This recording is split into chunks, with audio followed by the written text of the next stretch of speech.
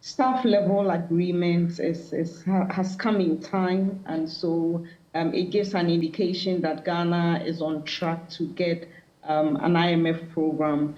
But when you read the statement, you know that with staff level agreement, they would come here and look through the books, consult all stakeholders, and find out whether Ghana is on a good path in terms of particularly our debt levels have to be sustainable.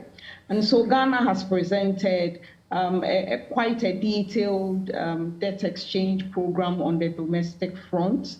And there is also the expectation that there will be some debt restructuring on the foreign front as well.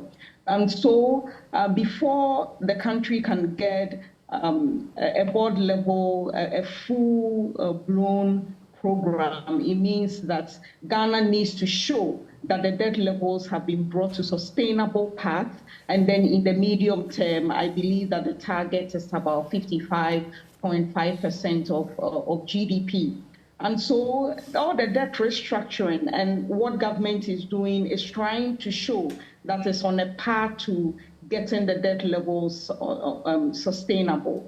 But the condition really is that government is facing a lot of pushback on the domestic front, particularly when you look at issues and statements that labor unions have issued out there, the threats for strike action. There's a lot of pushback. And it comes back to the fact that probably the consultations did not go on well before the announcement of these programs. Because if indeed people were involved and knew what was at stake, then I think that if you are sitting at the table and at the end of the day an agreement is reached and you come out to say, no, you do not agree, probably that would be in bad taste. So the responsibility now is on government to be able to convince stakeholders who at this point are on the losing end in the sense that people invested, fund managers invested with anticipation of a certain return.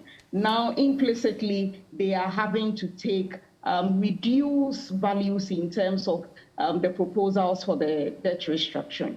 So at the end of the day, the buck stops with government, and any delays in reaching agreements with the debt restructuring on the domestic front could possibly lead to a delay in Ghana obtaining a full program, a board level agreement with respect to the IMF program.